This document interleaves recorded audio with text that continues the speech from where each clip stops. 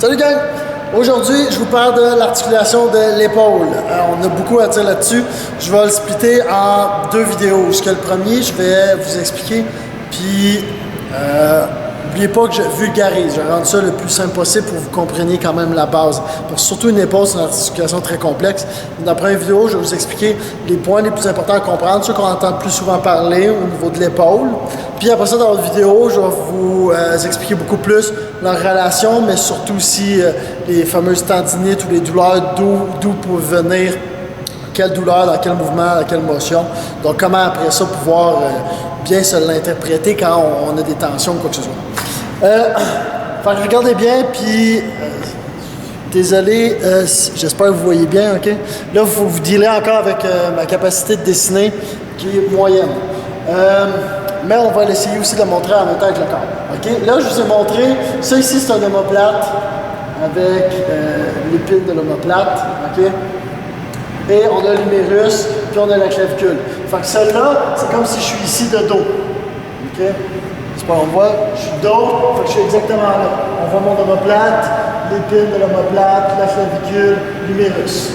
Et après ça, l'autre, c'est si je me mets de face. Fait qu'en étant de face, j'ai enlevé la cage thoracique, OK? Pour qu'on puisse mieux voir en profondeur. Fait qu'on voit que je vais mettre beaucoup de relations, beaucoup d'explications autour de ce qui tourne dans l'omoplate. C'est à cause que la coiffe de rotateur vient s'y attacher. Alors, c'est souvent une des grosses problématiques des douleurs et tout ça. Fait qu'on va en parler plus en profondeur parce qu'en avant, vous connaissez la masse pectorale, le chest, la façon qui est attaché, vient s'attacher justement sur l'humérus. Puis on comprend un petit peu plus sa relation. Fait que je vais passer plus de temps vraiment dans tout ce qui est l'épaule et les plus petits muscles qui sont très importants à faire attention. Voilà comment c'est fait. Vous allez avoir, OK, puis j'ai plus de rouge. Fait que dealez avec moi, vous allez avoir envers le muscle. En bleu, on va mettre les sortes de tendons et ligaments. Il faut comprendre une chose, peu importe si ce soit en avant ou en arrière, ici, là, OK, il y a au-dessus d'une dizaine, bon, je pense que environ une dizaine, pas au-dessus, je pense que c'est 9 ou 10 ligaments, okay? Des ligaments différents pour soutenir l'épaule, pour la tenir où ce qu'elle est. Okay? Il y a un ligament qui va venir attacher la clavicule à l'épine de l'omoplate, le ligament qui attache ces deux points-là. Fait que j'ai la clavicule, puis à ça j'ai l'omoplate, l'épine qu'on peut toucher, qui va venir ici tourner, où ce que j'ai l'acromion. Fait que ça, le bout, okay, de l'épine de l'omoplate tourne puis fait comme une pointe. C'est le fameux acromion. On va en reparler tantôt. Mais il y a un attachement entre la clavicule et l'acromion. Des fois, qu'on ne fracture pas la clavicule, des fois, c'est le ligament qui se déchire. Ça peut arriver. Ça, c'est quand des chocs, on tombe, des skis ou d'un sport ou quelque chose d'extrême. Mais il y a énormément de ligaments qui tiennent et ils supportent énormément de stress, mais les muscles sont là quand même pour s'assurer la mobilité et leur retirer des stress parce qu'on ne veut pas que ça se déchire. Comme les ligaments collatéraux qui stabilisaient le coude ou le genou, qu'on se rappelle, c'est juste qu'il y a beaucoup plus de ligaments. Maintenant, les muscles qu'on va parler plus, ça va être le sus-épineux. Okay? Fait que si je suis dans le dos, c'est le muscle qu'on peut toucher l'os, ça c'est l'épine, c'est au-dessus. Okay? Dans l'omoplate. Ou la scapula. Nous, on appelle ça omoplate. Il y en a qui vont appeler ça scapula. Je vous reviens pourquoi. Fait qu'on a ici un muscle qui, lui, va venir s'allonger et venir s'attacher. Je vais chercher le crayon noir. Je vais dessiner ici un humérus. Okay. L'humérus, l'os du bras. Lui, dans le sens de la façon qu'il vient s'attacher, il va venir s'attacher quasiment sur le dessus. Il va venir quasiment recouvrir sur le dessus. On va avoir après ça, après ça, il n'y a pas d'ordre, le sous-épineux. Ça tourne le sus-épineux, c'est qui est au-dessus de l'épine, sous-épineux qui est en dessous. Fait que si je toucherais en dessous de ça, c'est ce muscle-là qui, lui, va venir plus, voilà, le muscle continue, puis le tendon est plus loin, qui lui tout le long va venir recouvrir, va venir prendre par l'arrière, va venir recouvrir, ça c'est vu de derrière, okay? Va venir recouvrir. Et on a en dessous, qui est attaché avec, en dessous, qu'on appelle le petit rond.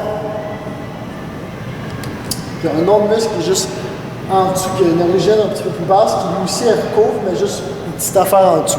Fait qu'on a le petit rond qui prend une partie du bas.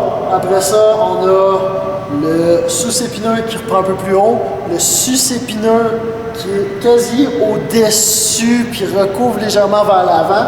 Et on va avoir le sous-scapulaire. Donc là, si je prends l'autre, ce que je suis rendu de face, le sous-scapulaire, c'est celui qui est en dessous de l'omoplate. J'ai mon omoplate, on a eu les muscles dessus. J'ai celui qui est en dessous, qui lui aussi sort, puis lui vient s'attacher, vient recouvrir, mais plus l'avant de l'épaule. OK? Ben, par l'avant. Je vais revenir clair avec quelques secondes. C'est beaucoup de choses à comprendre. On a la coiffe de rotateur interne, coiffe de rotateur externe. On peut juste dire coiffe de rotateur et c'est 4 muscles. Et il y en a 2 là-dedans qui sont les... la coiffe de rotateur externe qui est le petit rond, qui est le muscle ici, puis le sous-épineux. Fait que les deux qui sont en dessous de l'épine, qui sont sur le dessus de l'omoplate, mais en dessous de l'épine.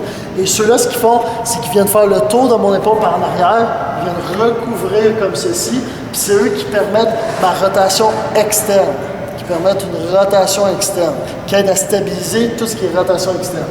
Et après ça, on a les 2 internes, qui est le sus-épineux, qui lui passe sur la plate et vient s'installer sur l'humérus, sur la tête de l'humérus, et celui qui est en dessous de l'omoplate, derrière ma cage thoracique, mais en dessous de l'omoplate, qui lui vient recouvrir en avant, qui vient recouvrir ici. Et ceux-là font une rotation qui est plus interne, vont stabiliser et renforcer quand c'est une rotation qui va être interne de l'épaule.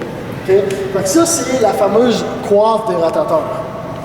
On va parler d'un dernier muscle qui, parce qu'on a la masse pectorale, je vous l'ai expliqué, mais on a aussi le bicep. Puis on va comprendre dans la vidéo pourquoi j'en parle du bicep. OK? Mais vue de face. OK? Vue de face, je me place ici, vue de face, mon bicep.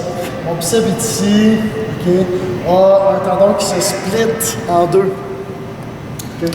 Bon, là, on a le chef long et le chef court du bicep. Là.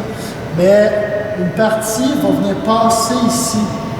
On a un creux comme dans l'os de l'humérus, va passer ici, puis une partie ici à l'extérieur. Okay?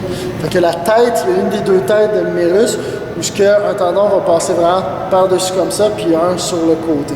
Okay? Puis tu as les 2 têtes, fait qu'il passe au centre. Tu en as un sur le dessus qui va venir passer au centre et il va avoir une certaine relation avec cette fameuse coiffe de rotateur-là qui est importante dans l'épaule. C'est pour ça qu'on en parle. Fait que, récapituler, on a les muscles de la coiffe de rotateur, pensez bien à l'épine où on a l'acromion, on va y revenir, la clavicule en avant, l'humérus, et c'est les muscles qui sont les principaux muscles de stabilisation de l'épaule et les fameux petits muscles qu'on va appeler profonds. C'est pas comme le deltoïde médian que vous connaissez, le deltoïde antérieur et le deltoïde postérieur qui sont les gros muscles de l'épaule, c'est l'épaule principalement. Okay? On peut avoir ceux qui stabilisent l'épaule. Fait que dans l'autre vidéo, on vous revient là-dessus. Ciao!